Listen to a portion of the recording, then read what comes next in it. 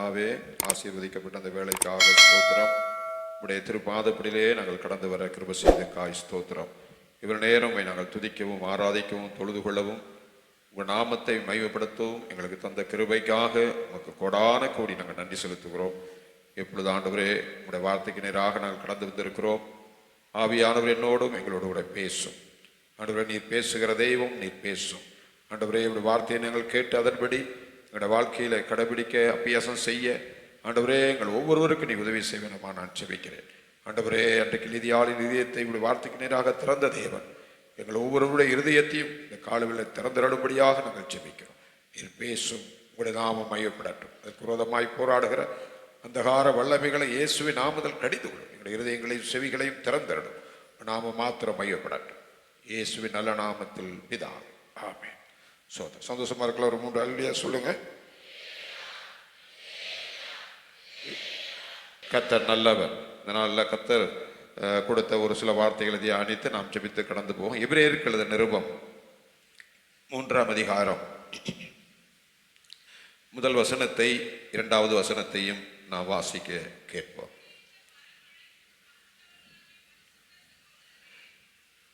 பரம அழைப்புக்கு பங்குள்ள பரிசுத்த சகோதரரே, நாம் அறிக்கை பண்ணுகிற அப்போஸ்தலரும் பிரதான ஆசாரியமாய் இருக்கிற கிறிஸ்து இயேசுவை கவனித்து பாருங்கள்.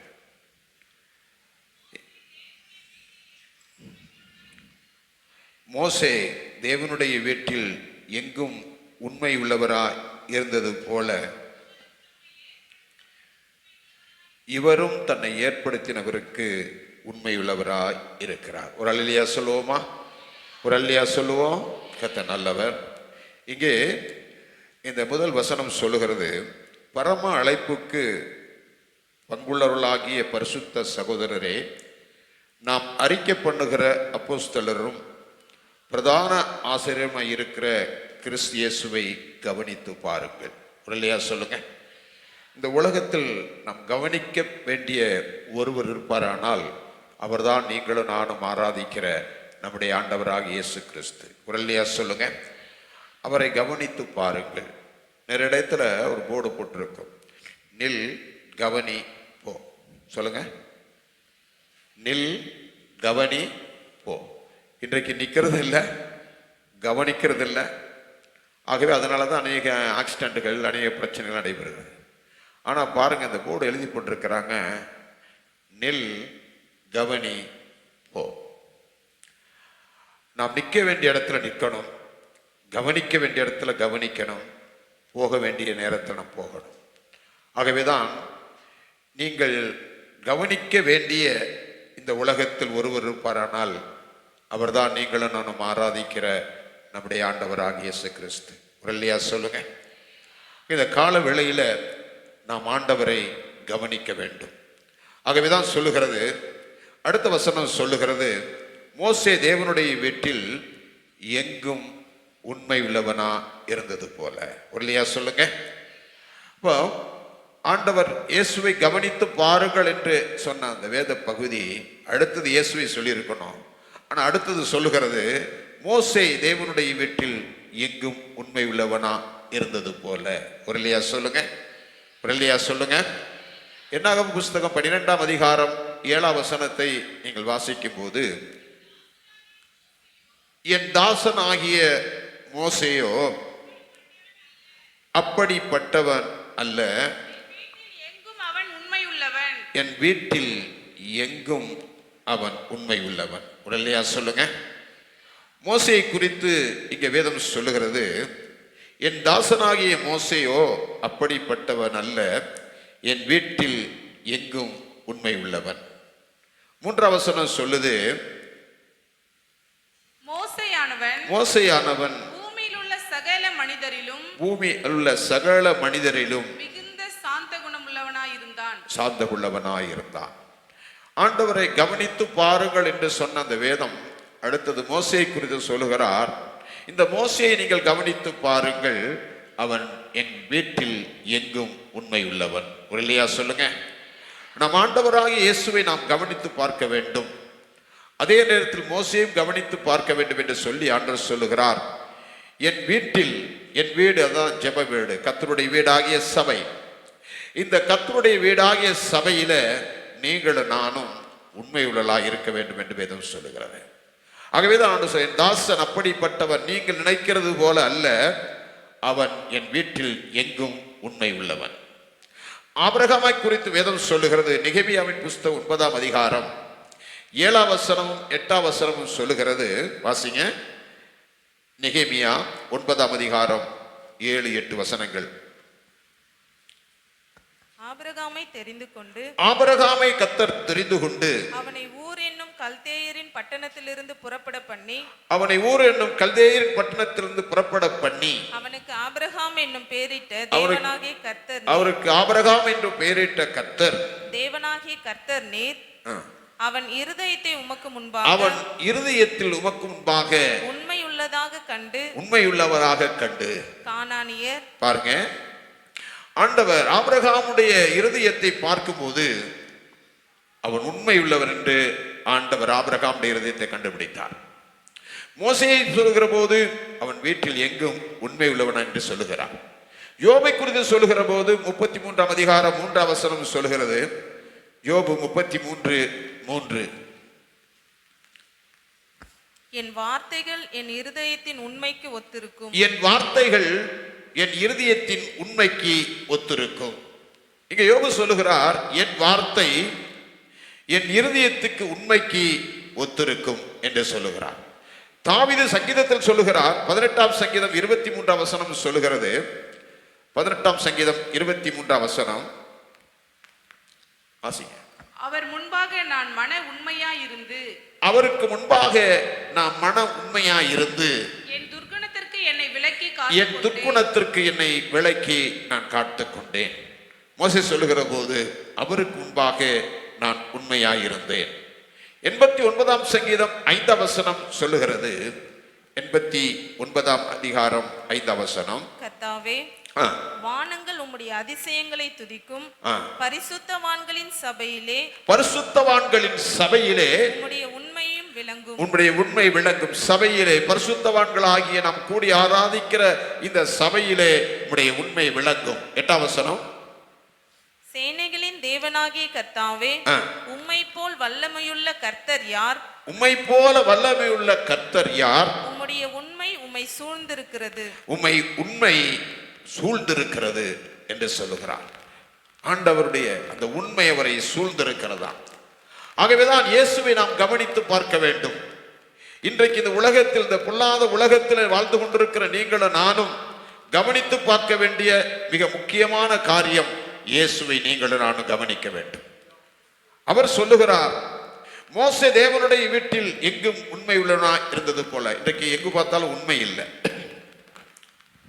உண்மையில்லாத உலகத்தை நம்ம வாழ்ந்து கொண்டிருக்கிறோம். எங்கேயுமே உண்மை இல்லை. ஆனால் ஆண்டவர் சொல்லுகிறார், கவனித்துப்பார். தேவனுடைய பிள்ளையே, இந்த கால வேளையில நீ கவனிக்க பார்க்க வேண்டிய ஒருவர், நீ ஆராதிக்கிற ஆண்டவர் எப்படிப்பட்டவர்?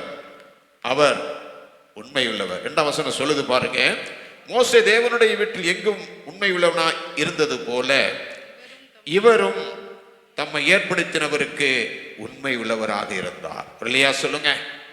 மோசே எப்படி உண்மை உள்ளவராக இருந்தது போல இவர் தம்மை ஏற்படுத்தின பிதாவுக்கு ஆண்டவராக இயேசு கிறிஸ்து உண்மை உள்ளவராக இருந்தார்.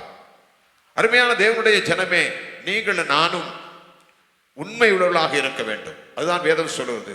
இயேசுவை கவனித்து பாருங்கள். நாம் நீங்களும் கவனித்து பார்க்க வேண்டிய ஒருவர் இருப்பாரானால் நீங்களும் நானும் ஆராதிக்கிற நம்முடைய ஆண்டவராக இயேசுவை நாம் கவனித்து பார்க்க வேண்டும். இல்லையா? சொல்லுங்க. கர்த்தருக்கு ஸ்தோத்திரம். வேதம் சொல்லுகிறது, நீதிமொழியின் புஸ்தகம் 29ஆம் அதிகாரம் 14ஆம் வசனம் சொல்லுகிறது. நீதிமொழிகள் 29:14, ஏழைகளுடைய நியாயத்தை உண்மையாய் விசாரிக்கிற, ஏழைகளுடைய நியாயத்தை உண்மையாய் விசாரிக்கிற ராஜாவின் சிங்காசனம் என்றைக்கும் நிலை பெற்றிருக்கும், ராஜாவின் சிங்காசனம் என்றைக்கும் நிலை பெற்றிருக்கும். மறுபடியும் வாசிமா. ஏழைகளுடைய நியாயத்தை உண்மையாய் விசாரிக்கிற, ஏழைகளுடைய நியாயத்தை உண்மையாய் விசாரிக்கிற ராஜாவின் சிங்காசனம், ராஜாவின் சிங்காசனம் என்றைக்கும் நிலைநிற்கும். ஏழைகளை விசாரிக்கிற அந்த ராஜாவுடைய சிங்காசனம் என்றைக்கும் நிலநிற்கும், அது விழுந்து போகாது. ஒரு இல்லையா சொல்லுங்க. 2 நாளாகமம் புஸ்தகம் 34ஆம் அதிகாரம் 12ஆம் வசனம் சொல்லுகிறது. 2 நாளாகமம் புஸ்தகம் 34ஆம் அதிகாரம் 12ஆம் வசனம். இந்த மனுஷர் வேலையை உண்மையாய் செய்தார்கள். செய்யும் வேளையில் உண்மை. இன்றைக்கு வேலையில் உண்மை இல்லாதவர்களாக இருக்கிறார்கள். செய்யும் வேளையில் நாம் உண்மையாய் இருக்க வேண்டும். 2 நாளாகவும் 31:12 நாம் வாசிக்கும் போது 2 நாளாகவும் அவர்கள் அவைகளை ஆதாயப்படுத்தின பின்பு அவைகளிலே காணிக்கைகளையும் தசம பாகத்தையும் பரிசுத்தம் பண்ணப்பட்டவைகளையும் உண்மையாய் எடுத்து வைத்தார். உண்மையாய் எடுத்து காணிக்க தசம பாகத்தில் அவர்கள் உண்மை. அதுக்கு வேதம் சொல்லு 1 தீமோத்தேயு 1ஆம் அதிகாரம் 12ஆம் வசனம் சொல்லுகிறது. 1 தீமோத்தேயு 1:12. என்னை பலப்படுத்துகிற நம்முடைய கர்த்தராகிய இயேசு கிறிஸ்து என்னை உண்மை உள்ளவன் என்று எண்ணி இந்த ஊழியத்திற்கு ஏற்படுத்தினபடியால் ஊழியத்தில் உண்மை அவரை ஸ்தோத்திரிக்கிறேன். நாம் கொடுக்கப்பட்ட ஊழியத்தில் நாம் உண்மையுள்ளவர்களாக இருக்க வேண்டும். 1 தீமோத்தேயு 3:11 சொல்லுகிறது. 1 தீமோத்தேயு 3:11. அந்தபடியே ஸ்திரீகளும் நல்லொழுக்கம் உள்ளவர்களும் அவதூறு பண்ணாதவர்களும் தெளிந்த புத்தி உள்ளவர்களும் எல்லாவற்றிலேயும் உண்மையுள்ளவர்களாய் இருக்க வேண்டும். உரல்லையா சொல்லுங்க. நாம் எல்லாவற்றிலும் உண்மையுள்ளவர்களாய் இருக்க வேண்டும் என்று வேதம் சொல்லுகிறது. உரல்லையா சொல்லுங்க. நீதிமொழி புஸ்தகம் 28ஆம் அதிகாரம் 20ஆம் வசனம் சொல்லுகிறது. நீதிமொழிகள் 28:20. உண்மையுள்ள மனுஷன் பரிபூர்ண ஆசீர்வாதங்களை பெறுவான். உரல்லையா சொல்லுங்க. அந்த உண்மையாய் இருக்கிறவர்களை, அந்த உண்மையாய் காரியங்களை செய்கிறவர்கள் பரிபூர்ண ஆசீர்வாதங்களை பெறுவார்கள். உரல்லையா சொல்லுங்க. நம்முடைய ஆண்டவர் பிதாவுக்கு உண்மையாய் இருந்தார். ஆகவே அவர் எல்லாவற்றுக்கும் மேலாக இந்த இயேசுவை உயர்த்தி ஆண்டவர் ஆசீர்வதித்தார். ஒரு தேவனுடைய பிள்ளை கொடுக்கப்பட்ட காரியங்களிலே நீங்களும் நானும் உண்மையாய் இருப்போமானால் ஆசீர்வாதம் நம்மை தேடி வரும். ஆகவேதான் வேதம் சொல்ல உண்மையுள்ள மனுஷன் பரிபூர்ண ஆசீர்வாதங்களை பெறுவான். உரல்லையா சொல்லுங்க. ஆகவேதான் வேதம் சொல்லுகிறது, மோசே தேவனுடைய வீட்டில் எங்கும் உண்மையுள்ளவராய் இருந்தது போல இவரும் இந்த இயேசுவும் தம்மை ஏற்படுத்தினவருக்கு உண்மையுள்ளவராய் இருந்தார். உரல்லையா சொல்லுங்க. ஆண்டவராய் இயேசு கிறிஸ்து பிதாவுக்கு உண்மையுள்ளவராக இருந்தார். ஆகவேதான் வேதம் சொல்லுவது இயேசுவை கவனித்து பாருங்கள். இன்றைக்கு உண்மையில்லாத இந்த உலகத்தில் நாம் கவனிக்க வேண்டிய ஒருவர், நீங்களும் நாம் ஆராதிக்கிற ஆண்டவர் உண்மையுள்ளவராக இருந்தார். அல்லேலூயா. அது மாத்திரமல்ல, நான் கவனிக்க வேண்டிய இன்னொரு காரியம் வேதம் சொல்லுகிறது. கர்த்தருக்கு ஸ்தோத்திரம். யோவான் சுவிசேஷம் 4ஆம் அதிகாரம் 34ஆம் வசனத்தை வாசிக்கும் பொழுது இயேசு அவர்களை நோக்கி நான் என்னை அனுப்பினவருடைய சித்தத்தின்படி செய்து அவருடைய கிரியையை முடிப்பதே என்னுடைய போஜனமாய் இருக்கிறது. மறுபடியும் வாசிமா. இயேசு அவர்களை நோக்கி நான் என்னை அனுப்பினவருடைய சித்தத்தின்படி செய்து அவருடைய கிரியையை முடிப்பதே என்னுடைய ஆகாரமாய் இருக்கிறது. தேவனுடைய சித்தத்தை செய்வதற்கு அவர் உண்மையுள்ளவராக இருந்தார். அது மாத்திரமல்ல, வேதம் சொல்லு மத்தேயு எழுதின சுவிசேஷம் 26ஆம் அதிகாரம் 29ஆம் வசனம் சொல்லுகிறது. மத்தேயு 26:29. இது முதல் இந்த திராட்சை பழ ரசத்தை நவமானதாய் உங்களோடு கூட என் பிதாவின் ராஜ்யத்திலே நான் பானம் பண்ணும் நாள் வரைக்கும் இதை பானம் பண்ணுவதில்லை என்று உங்களுக்கு சொல்லி 26:29 மத்தேயு.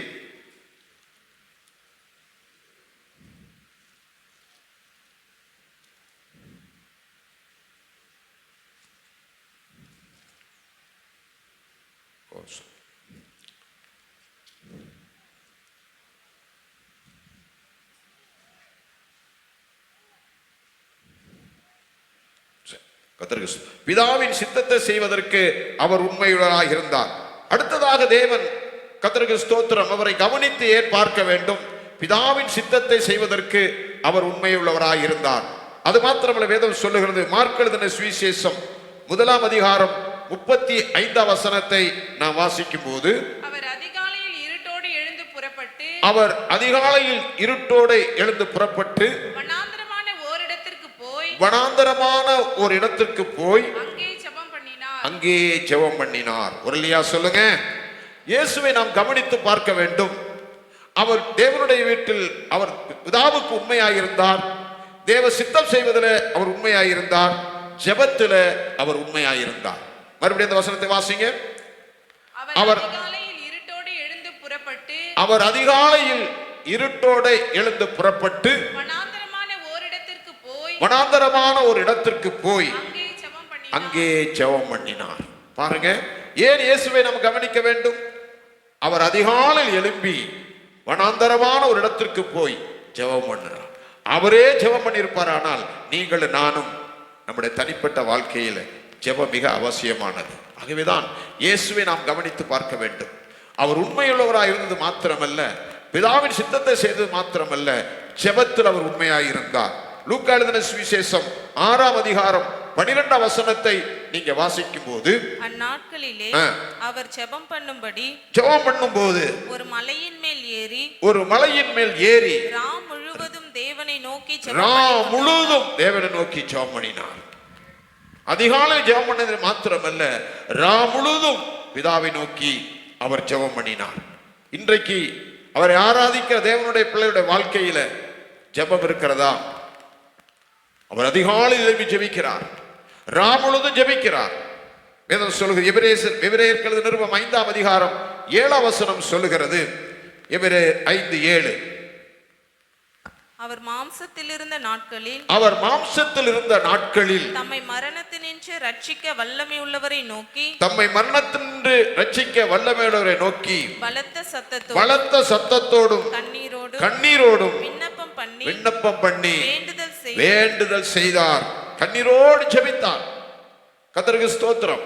அருமையான தேவனுடைய ஜனமே, ஆண்டவராக இயேசு கிறிஸ்துவை வேதம் சொல்லுகிறது, பிரதான ஆசாரியமாகி அப்போஸ்தலனாய் இருக்கிற இயேசுவை நீங்கள் கவனித்து பாருங்கள். அவர் தேவனுடைய வீட்டில் எங்கும் உண்மையுள்ளவராய் இருந்தார். ஒரு இல்லையா சொல்லுங்க. பிதாவின் சித்தம் செய்வதில் அவர் உண்மையுள்ளவராக இருந்தார். அது மாத்திரமல்ல, ஜெபிக்கிறதுல அவர் உண்மையுள்ளவராக இருந்தார். அது மாத்திரமல்ல, இந்த இயேசுவை நாம் கவனிக்க வேண்டியது இன்னொன்றாக இருக்கிறது. லூக்கா எழுதின சுவிசேஷம் 2 அதிகாரம் 51 வசனம் சொல்லுகிறது. லூக்கா 2:51, பின்பு அவர் அவர்களுடனே கூட போய் நாசரேத்தூரில் சேர்ந்து அவர்களுக்கு கீழ்ப்படிந்திருந்தார். தன்னுடைய பெற்றோருக்கு அவர் கீழ்ப்படிந்திருந்தார். ஏன் இயேசுவை நாம் கவனிக்க வேண்டும்? இயேசு தெய்வம் அல்லவா? அந்த தெய்வம் பிதாவின் சித்தத்தை செய்வதற்கு இந்த பூமிக்கு வந்தார் அல்லவா? அதே தெய்வம் நமக்கு முன்மாதிரியாக, நான் எப்படி இருக்கிறேன், என்னை கவனித்து என்னை பின்பற்றுகிறவர்கள் என்னை கவனித்து பின்பற்ற வேண்டும் என்று ஆண்டவர் நமக்கு போதித்திருக்கிறார். ஆகவேதான் அவர் சொல்லுகிறார், மோசே தேவனுடைய வீட்டில் எங்கும் உண்மையுள்ளவராய் இருந்தது போல இவரும் தன்னை ஏற்படுத்தினவருக்கு உண்மையுள்ளவராய் இருந்தார். அல்லேலூயா. பிதாவின் சித்தம் செய்வதற்கு அவர் தன்னை அர்ப்பணித்தார், ஒப்புக் கொடுத்தார். ஜெபம் செய்வதில் அவர் அதிலேயும் உண்மையுள்ளவராக இருந்தார். கீழ்ப்படிதல அவர் உண்மையுள்ளவராக இருந்தார். இங்கு வேதம் சொல்லுகிறது, பெற்றோருக்கு கீழ்ப்படிந்து இருந்தார். பிலிப்பியர் 2 அதிகாரம் 8 வசனம் சொல்லுகிறது, அவர் மனுஷரூபமாய் காணப்பட்டு மரண பரியந்தம், அதாவது சிலுவையின் மரண பரியந்தம் கீழ்ப்படிந்தவராகி தம்மை தாமே தாழ்த்தினார். ஒரு அல்லையா சொல்லுங்க. பிதாவுக்கு மரண பரியந்தமும் என்ன செஞ்சாரு? கீழ்ப்படிந்தார். அவர் பாருங்க, எல்லாவற்றிலும் ஆண்டவர் உண்மை உள்ளவராக இருந்தார். கீழ்ப்படிதல உண்மை, தேவ சித்தம் செய்வதில் உண்மை, ஜெபிப்பதில் அவர் உண்மை. நீங்களும் நானும் அவரை கவனித்து பார்க்க வேண்டும். இன்றைக்கு நம்முடைய வாழ்க்கையில் தேவ சித்தத்தை செய்கிறோமா? ஜெபம் உண்டா?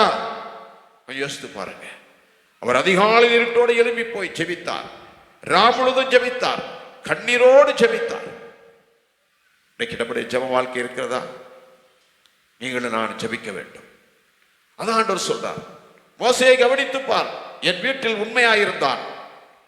இவரும் தன்னை ஏற்படுத்தினவருக்கு உண்மையாயிருந்தார். ஆகவே நீங்கள் தேவனை, இயேசுவை கவனித்து பாருங்கள். அவர் பிதாவின் சித்தம் செய்வதற்கு உண்மையாயிருந்தால், கீழ்ப்படிதல் உண்மையாயிருந்தார். கர்த்தருக்கு ஸ்தோத்திரம். பெற்றோருக்கு கீழ்ப்படிதல் உண்மையாயிருந்தார். மத்தேயு எழுதின சுவிசேஷம் 22ஆம் அதிகாரம் 21ஆம் வசனம் சொல்லுகிறது. மத்தேயு 22:21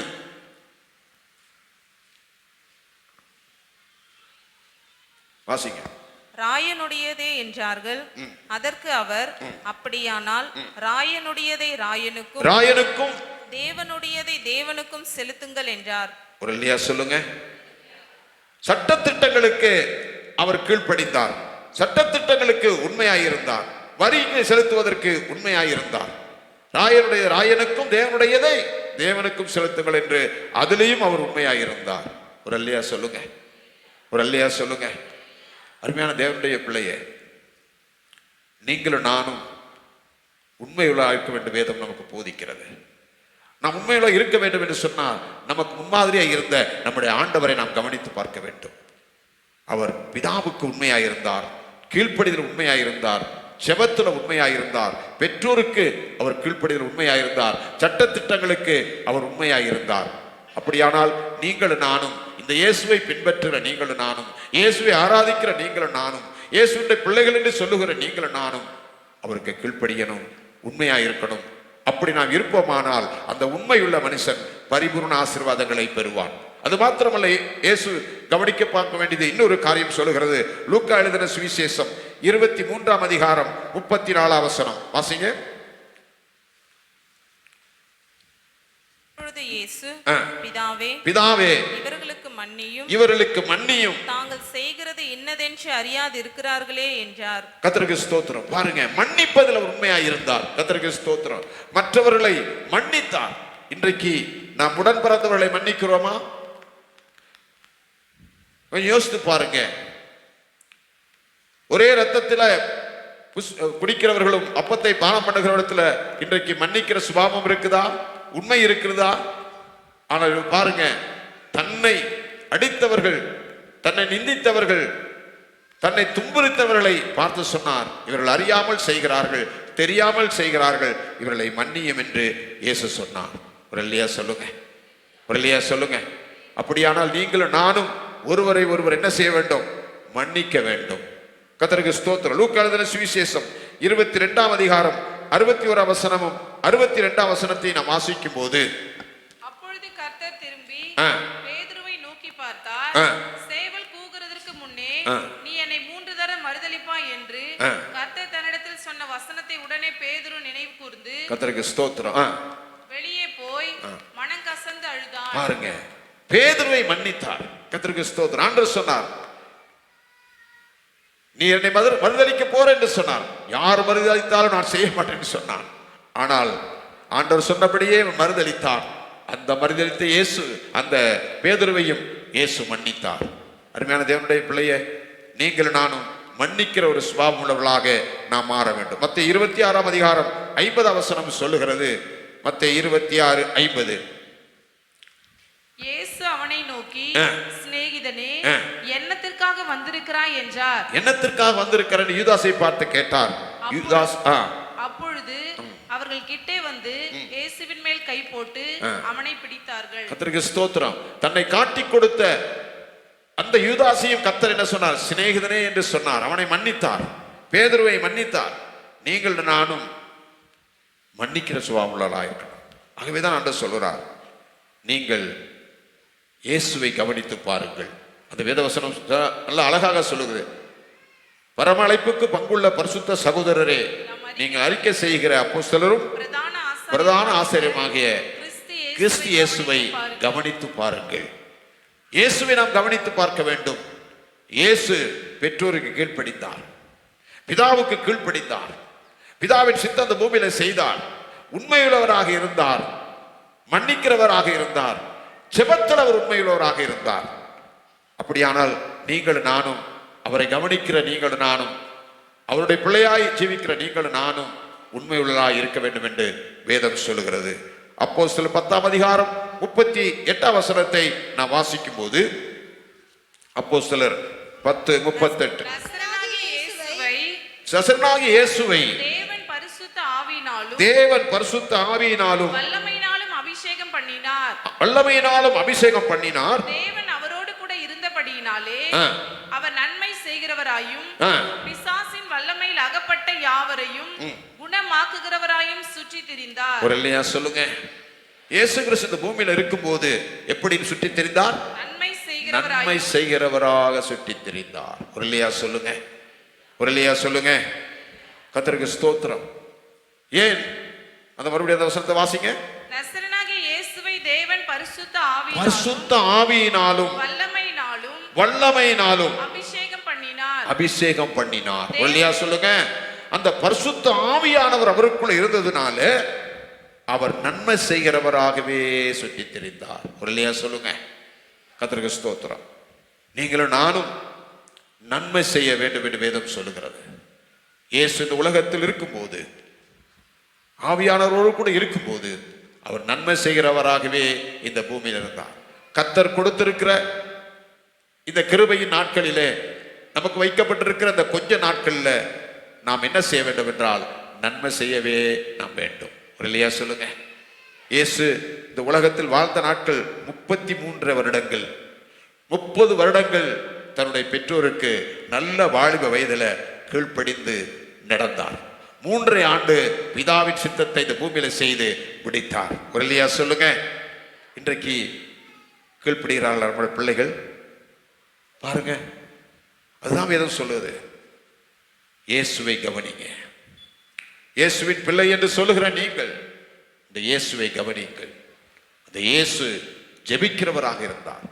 இந்த இயேசு பெற்றோருக்கு கீழ்ப்படிந்தவராக இருந்தார். இந்த இயேசு சட்டத்திட்டங்களுக்கு கீழ்ப்படிந்தவராக இருந்தார்.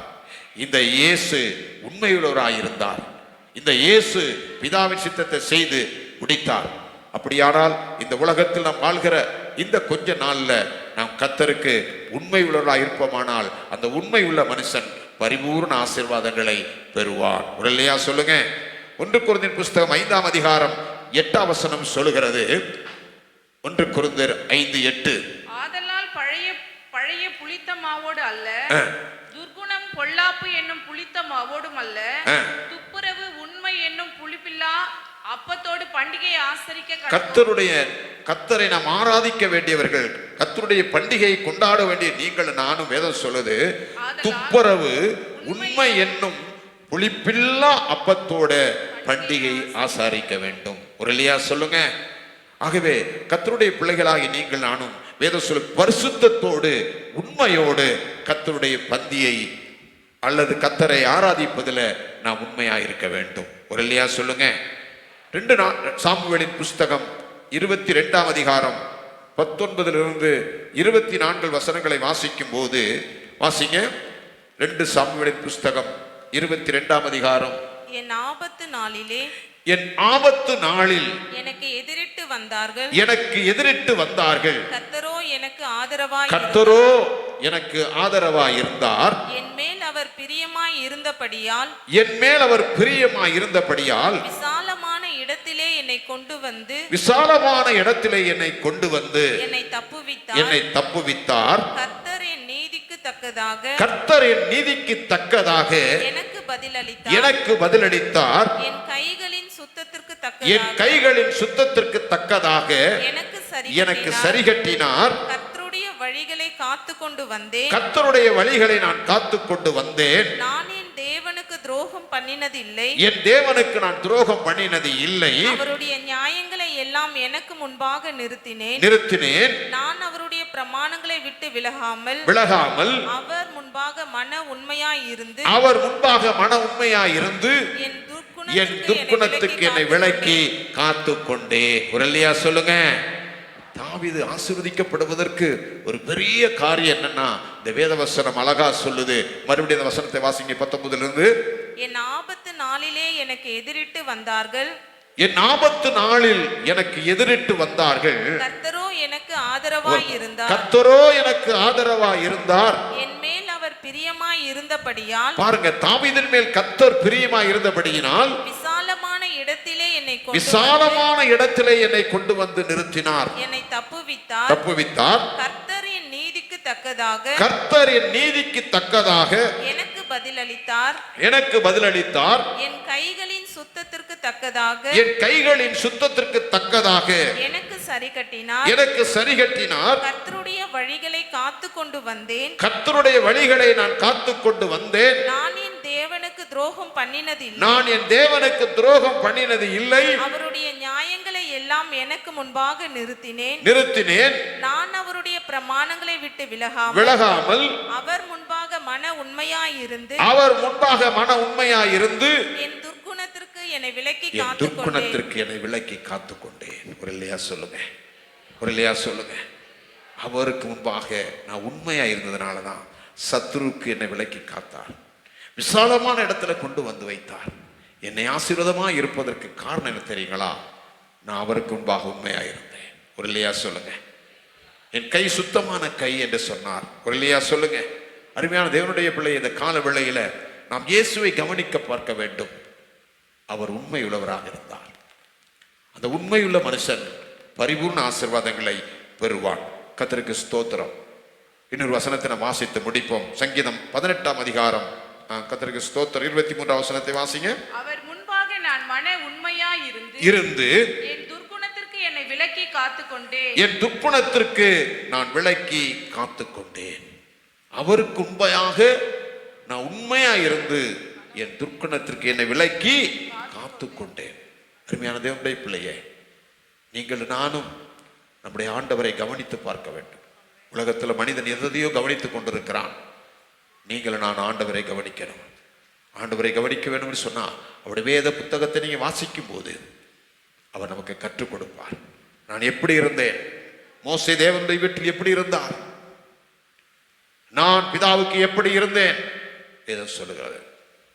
அவர் தேவனுடைய வீட்டில் எங்கும் உண்மையாக இருந்தார் மோசே. அதே போல தன்னை ஏற்படுத்தின ஆண்டவருக்கு நான் உண்மையாக இருக்கிறவன், நான் ஜெபிக்கிறவன், நான் பிதாவின் சித்தம் செய்கிறவன், என்னுடைய பெற்றோருக்கு நான் கீழ்ப்படுகிறவன். அப்படியானால் அவர் சத்தியத்தை கேட்கிற நீங்களும் நானும் நம்முடைய பெற்றோர்களுக்கு நம்ம கீழ்ப்படிய வேண்டும். நம்முடைய ஆவிக்குரிய தகப்பன்மார்களுக்கு நாம் கீழ்ப்படிய வேண்டும். அப்படி கீழ்ப்படுகிற அந்த உண்மையுள்ள தேவ பிள்ளைகளுக்கு தேவனுடைய ஆசீர்வாதம் பரிபூர்ணமாய் வரும். இல்லையா சொல்லுங்க. இன்றைக்கு எனக்கு ஆசீர்வாதம் இல்லை, இவ்வளவு சம்பாதிக்கிற எல்லாம் இருக்குது, பணம் எங்க போகுதுன்னே தெரியல அப்படின்னா என்ன காரணம்னா, நம்ம கொஞ்சம் உட்கார்ந்து யோசித்தோம்னா நம்ம இடத்துல என்ன இல்லைன்னா உண்மை இல்லை, ஜெபத்துல உண்மை இல்லை, கீழ்ப்படிதல உண்மை இல்லை, பிதாவின் சித்தம் செய்வதில் உண்மை இல்லை, கொடுப்பதில் உண்மை இல்லை, நம் இருதயத்துல உண்மை இல்லை. நான் உண்மையா இருப்போமானால் தேவனுடைய ஆசீர்வாதம் நம்முடைய குடும்பத்துக்குள்ள, நம்முடைய பிள்ளைகளுக்குள்ள, நமக்குள்ள வரும். இல்லையா சொல்லுங்க. கடைசியாக யாக்கோபு 1ஆம் அதிகாரம் 21 வசனத்தை நான் வாசிப்போம். யாக்கோபு 1. ஆகையால் நீங்கள் எல்லாவித அழுக்கையும் கொடிய துர்க்குணத்தையும் ஒழித்துவிட்டு உங்கள் உள்ளத்தில் நாட்டப்பட்டதாயும் உங்களை ஆத்துமாக்களை ரட்சிக்க வல்லமையா இருக்கிற வசனத்தை சாந்தமா ஏற்றுக்கொள்ளுங்கள். ஒரு இல்லையா சொல்லுங்க. இந்த வசனம் தான் ஒரு மனிதனை சுத்தமுள்ளவனாக மாற்றும். இந்த வசனம் தான் ஒரு மனிதனை கீழ்ப்படிய பண்ணும். இந்த வசனம் தான் ஒரு மனிதனை உண்மையாக இருக்க வைக்கும். இந்த வசனம் தான் நம்மை உயர்த்தும். ஆகவேதான் இந்த வசனம் சொல்லுகிறது. மறுபடியும் வசனத்தை வாசிமா. ஆகையால் நீங்கள் எல்லாவித அழுக்கையும் கொடிய துர்க்குணத்தையும் ஒழித்துவிட்டு உங்கள் உள்ளத்தில் நாட்டப்பட்டதாயும் உங்கள் ஆத்துமாக்களை ரட்சிக்க வல்லமை உள்ளதா இருக்கிற வசனத்தை சாந்தமா ஏற்றுக்கொள்ளணும். வசனம் இருபுறமும் கருக்குள்ள பட்டயம், பேசுகிற என்னையும் உங்களையும் குத்துகிற வார்த்தைகள். இல்லையா சொல்லுங்க. என்ன அந்த வார்த்தை குத்துதுன்னு சொன்னா, முதல்ல எனக்கு நான் எடுத்துக்கொள்ளணும். இல்லையா சொல்லுங்க. என் ஆண்டவர் சொன்ன ராத்திரி சொன்ன வார்த்தை கவனித்துப்பார், நீ கவனித்துப்பார் என்று சொன்ன வார்த்தை எனக்கு வந்து கொண்டிருந்தது. அதுக்கு பிறகுதான் வேத புத்தகத்தை நான் ஜெபிக்கிற போது அதை கவனித்துப்பார் என்ற ஒரு சத்தம் என்னுடைய இதயத்தில் வந்து கொண்டிருந்த போதுதான் வேத வசனத்தை நான் ஆராய்க்கும் போது இயேசுவை கவனித்துப்பார், அவர் உண்மையுள்ளவராயிருந்தார், நீ உண்மையாயிருந்தால் உன்னை நான் ஆசீர்வதிப்பேன் என்று சொன்னார். நீ கீழ்ப்படிதலுள்ளவனாயிருந்தால் உன்னை ஆசீர்வதிப்பேன் என்று சொன்னார். நீ ஜெபத்தில் உண்மையுள்ளவனாயிருந்தால் நீ ஆசீர்வதிக்கப்படுவாய் என்று சொன்னார். ஆகவே உண்மையுள்ள மனுஷன் பரிபூர்ண ஆசீர்வாதங்களை பெறுவான். ஆகவே இந்த வசனம் நம்ம ஏற்றுக்கொள்ளுகிற போது நம்முடைய உள்ளத்தில் இருக்க எல்லா கொடிதான அழுக்கையும் நீக்கக்கூடியதான இந்த வசனத்தை சாந்தமா ஏற்றுக்கொள்ளணுமா? இந்த வசனத்தை குறித்து வேதம் சொல்லுவது 1 பேதுருவின் புஸ்தகம் 2ஆம் அதிகாரம் 2-3 வசனங்களை நான் வாசிக்கும் போது வாசிங்க. சகல துர்க்குணத்தையும் சகலவித கபடத்தையும் வஞ்சகங்களையும் சகலவித புறங்கூறுதலையும் ஒழித்துவிட்டு நீங்கள் ரட்சிப்புக்கென்று வளரும்படி புதிதாய் பிறந்த குழந்தைகளைப் போல வேத வசனமாகிய கலகமில்லாத இந்த ஞானப்பாலின் மேல் வாஞ்சியாயிருங்கள். உரலியா சொல்லுங்க. ஆமா, இன்றைக்கு பாலெல்லாம் கலப்படம் இருக்கிறது. ஆனா கடப்படம் இல்லாத ஒரு தெளிந்த பால் தான் கர்த்தருடைய வார்த்தை. உரலியா சொல்லுங்க. இந்த வார்த்தையின் மேல் எந்த தேவப்பிள்ளை வாஞ்சியா இருக்கிறார்களோ இந்த வார்த்தை நம்மை சரியான முறையில் நடத்தும், நம் வாழ்க்கையை சரிபடுத்தும். உரலியா சொல்லுங்க. உரலியா சொல்லுங்க. இந்த வார்த்தையை படிக்கணும், இந்த வார்த்தையை ஏற்றுக்கொள்ளணும், இந்த வார்த்தைக்கு நம்ம கீழ்ப்படியணும். இந்த வசனம் என்ன சொல்லுதான்? எரேமியா 15:16 நீங்க வாசிக்கும் போது எரேமியாவின் புஸ்தகம் 15ஆம் அதிகாரம் 16ஆம் வசனம் சொல்லுகிறது, உம்முடைய வார்த்தைகள் கிடைத்த உடனே அவைகளை உட்கொண்டேன், உம்முடைய வார்த்தைகள் எனக்கு சந்தோஷமும் என் இருதயத்துக்கு மகிழ்ச்சியா இருந்தது. இல்லையா சொல்லுங்க. இந்த வார்த்தை கிடைச்ச உடனே நம்முடைய இருதயத்துக்கு பெரிய சந்தோஷம், பெரிய மகிழ்ச்சி. ஏன்? இந்த வார்த்தை தான் இதுவரையிலும் நம்மை நடத்தி வந்திருக்கிறது. இல்லையா சொல்லுங்க. அவருடைய வார்த்தை ஒருபோதும் நம்முடைய வாழ்க்கையில வெறுமையா திரும்பாது. வேதம் சொல்லுது, நான் அனுப்பின வார்த்தை நான் சொன்னதை செய்து முடித்திட்டு திரும்பி வரும். இல்லையா சொல்லுங்க.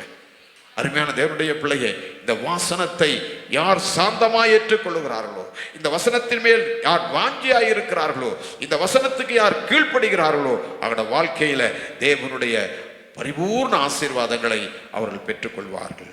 இல்லையா சொல்லுங்க. ஆகவேதான் எபிரேயர் புஸ்தகத்தில் 3ஆம் அதிகாரம் 1-2 வசனங்களை மறுபடியும் வாசித்து நாம் முடிப்போம். பரம அழைப்புக்கு பங்குள்ள பரிசுத்த சகோதரரே, நாம் அறிக்கை செய்கிற அப்போஸ்தலரும் பிரதான ஆசாரியருமாய் இருக்கிற இயேசுவை நாங்கள் கவனித்து பாருங்கள். கவனிங்க, நம்ம கவனித்து பார்க்க வேண்டும். இயேசு கவனித்து பாருங்கள். அவர் தேவனுடைய வீட்டில் எங்கும் உண்மையுள்ளவனாய் இருந்தது போல இவரும் தன்னை ஏற்படுத்தினவருக்கு உண்மை உள்ளவராயிருந்தார். கரங்களை தட்டி கர்த்தரை ஸ்தோத்திரம் பண்ணுவோமா? அப்ப அவருடைய பிள்ளைகளாக இருக்கிற நீங்களும் நானும் உண்மையா இருக்கணும். ஜெபம் இருக்கிறார், ஜெபத்துல உண்மை. அவர் அதிகாலையில் ஜெபித்தார், இரவெல்லாம் ஜெபித்தார், கண்ணீரோடு ஜெபித்தார். இன்னைக்கு உங்க குடும்பத்துக்கு நீங்க ஜெபிக்கிறீங்களா? உங்க பிள்ளைகளுக்காக ஜெபிக்கிறீங்களா? உங்க தேசத்திற்காக, உங்க கிராமத்திற்காக, உங்களோட உறவினர்களுக்காக ஜெபிக்கிறீங்களா? ஆனால் இயேசு பாருங்க, இரவெல்லாம் ஜெபித்தார், அதிகாலையில் போய் ஜெபித்தார், கண்ணீரோடு ஜெபித்தார். ஜெபத்தில் அவர் உண்மையாயிருந்தார், பிதாவின் சித்தம் செய்வதில் உண்மையாயிருந்தார், கீழ்ப்படிதலில் உண்மையாயிருந்தார்.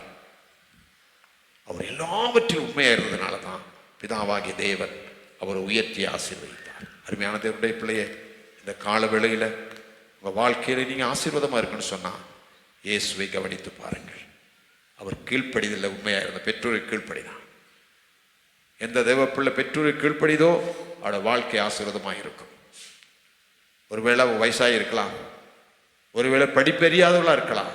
ஆனால் நம்ம பெற்ற தாய் தகப்பனை நாம் கனம் பண்ணும் போது நம்முடைய வாழ்க்கையில ஆசீர்வாதம் உண்டு. ஒரு இல்லையா சொல்லுங்க, ஒரு இல்லையா சொல்லுங்க, ஒரு இல்லையா சொல்லுங்க. இயேசு தன் பெற்றோர்களை கனம் பண்ணினார்.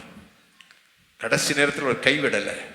அன்பின் சகோதரன், அன்பின் ஊழியக்காரனாகிய யோவானிடத்துல, சீசனாகிய அந்த யோவானிடத்துல தான் தாயை ஒப்பு கொடுத்தார். இல்லையா சொல்லுங்க, கவனித்துக் கொள்ளப்பா என்று சொல்லி கடைசி வரை கைவிடவில்லை. அருமையான தேவனுடைய பிள்ளை, இந்த கால வேளையில நம்முடைய இயேசுவை நாம் கவனித்து பார்க்க வேண்டும். அவர் உண்மையுள்ளவர், ஜெபத்தில் உண்மையுள்ளவர், கீழ்ப்படிதல் உண்மையுள்ளவர், கொடுப்பதில் உண்மையுள்ளவர். அந்த இயேசு பிதாவின் சித்தம் செய்வதில் உண்மையுள்ளவராயிருந்தார். அப்படியானால் அந்த இயேசுவை கவனிக்கிற தேவ பிள்ளைகள் அதே குணமுடையவர்களாக, அதே கீழ்ப்படிதல் உள்ளவர்களாக, அதே ஜெபாவி உள்ளவர்களாக, சித்தம் செய்வர்களாக நீங்கள் நானும் மாறுவோம்.